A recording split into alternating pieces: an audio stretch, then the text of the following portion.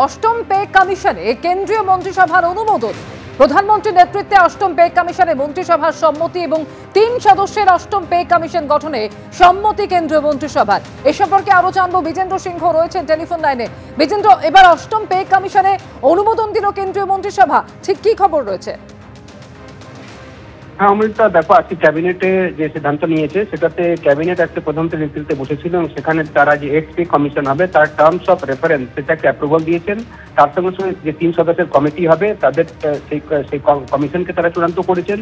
তার প্রধান যিনি হবেন তার নাম রয়েছে, 2 জন সদস্য সেখানে থাকবেন, তাদের ডিটেলস ব্যাকগ্রাউন্ডগুলো দেওয়া হয়েছে। এটা বলা হয়েছে কি কমিটি চূড়ান্ত রিপোর্ট দেবে 18 মাসের মধ্যে, কিন্তু ইন্টারিম রিপোর্ট তারা তার আগেই দেবেন সরকারের কাছে এবং 1 জানুয়ারি 2026 থেকে যে রেকমেন্ডেশনগুলো করবে এক্সপি কমিশন সেটা লাগু করা হবে। অর্থাৎ কর্মচারীরা যারা কেন্দ্রীয় সরকারের কর্মচারী রয়েছেন প্রায় 50 লাখ টাকা থেকে বেশি এবং পেনশনার রয়েছেন প্রায় 70 লাখ, তারা লাভবান হবেন এটাতে। যেহেতু 7 পে কমিশনের টার্ম 10 বছরের ছিল সেটা শেষ হতে চলেছে, তাই 8 পে কমিশন গঠন করার সিদ্ধান্ত নিয়েছিল এর আগে সরকার। আজকে টার্মস অফ রেফারেন্সকে অ্যাপ্রুভাল দিয়েছে কেন্দ্রীয় মন্ত্রিসভা। তার সঙ্গে সঙ্গে কবে তারা রিপোর্ট দেবেন, কারা কারা এই কমিশনের সদস্য হবেন সেটা অ্যানাউন্স করা হয়েছে এবং মন্ত্রী অশ্বিনী বৈষ্ণব ব্রিফিং করছিলেন কিছুক্ষণ আগে ক্যাবিনেটের, সেটা তিনি জানিয়েছেন যে 1 জানুয়ারি 2026 থেকেই লাগু হবে রেকমেন্ডেশনগুলো। যেহেতু কিছু ইন্টারিম রিপোর্ট তার আগেই এই কমিশন দেবে সরকারের কাছে, চূড়ান্ত রিপোর্ট 18 মাসের পর দেবে এই কমিশন সরকারকে। ধন্যবাদ বিজেন্দ্র। পশ্চিমবঙ্গের সরকার বাংলাদেশের সরকার হয়ে গেছে। বিস্ফোরক গিরিরাজ সিং। এসআইআর নিয়ে মমতা বন্দ্যোপাধ্যায় সহ বিরোধীদের আক্রমণ করলেন কেন্দ্রীয় বস্ত্রমন্ত্রী। তিনি বলছেন মুসলিম ভোট ব্যাংকের জন্য কিছু রাজ্য এসআইআর এর বিরোধিতা করছে, ভারতকে ধর্মশালা বানাতে চাইছে বিরোধীরা। পশ্চিমবঙ্গ থেকে অনুপ্রবেশকারীদের আধার কার্ড নাগরিকত্বের প্রমাণ তৈরি হচ্ছে। ঠিক কি বলেছেন কেন্দ্রীয় বস্ত্রমন্ত্রী, দেখুন।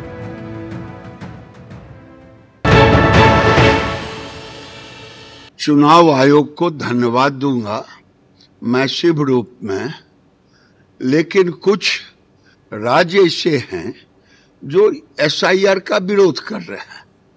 एनडी गठबंधन इसका विरोध कर रहा है।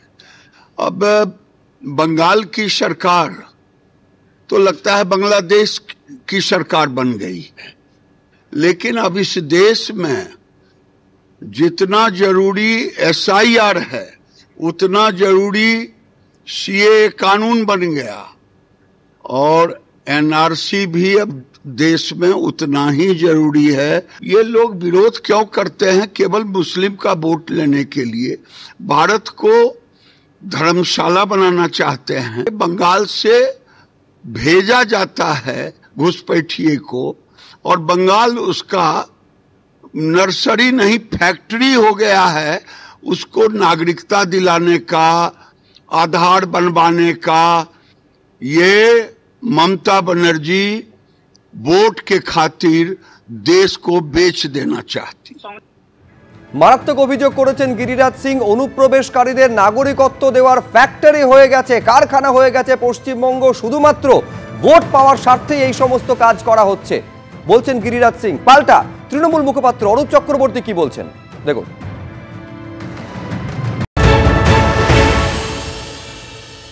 গিরিরাজ সিংহ এর আগে যে রাজ্যে এসআইআর হয়েছে সেই বিহারে কজন মুসলিম অনুপ্রবেশকারী পাওয়া গেছে একটু বলবেন? কজন ঘুষবেটিয়া পাওয়া গেছে গিরিরাজ সিংহ বলতে পারবেন?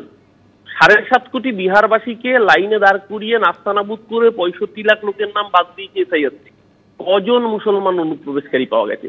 পুরোটাই তো একটা মিথ্যের বিনির্মাণ। এই এসআইআর করে মানুষকে লাইনে দাঁড় করাও, মানুষের নাগরিক অধিকার কেড়ে নাও, মানুষের ভোটাধিকার কেড়ে নেওয়া, সমস্ত রকমের অপচেষ্টা করো।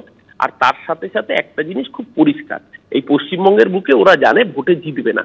যেহেতু ভোটে জিতবে না, মানুষের ভোটে জিততে পারবে না, তার জন্য গায়ের জোরে ভোটাধিকার লুট করার একটা পরিকল্পিত এসআইআর এর মাধ্যমে কোনো বৈধ নাগরিক নাম বাদ দেওয়ার অপচেষ্টা সর্বশক্তি দিয়ে তৃণমূল কংগ্রেস গণতান্ত্রিকভাবে রুখবে।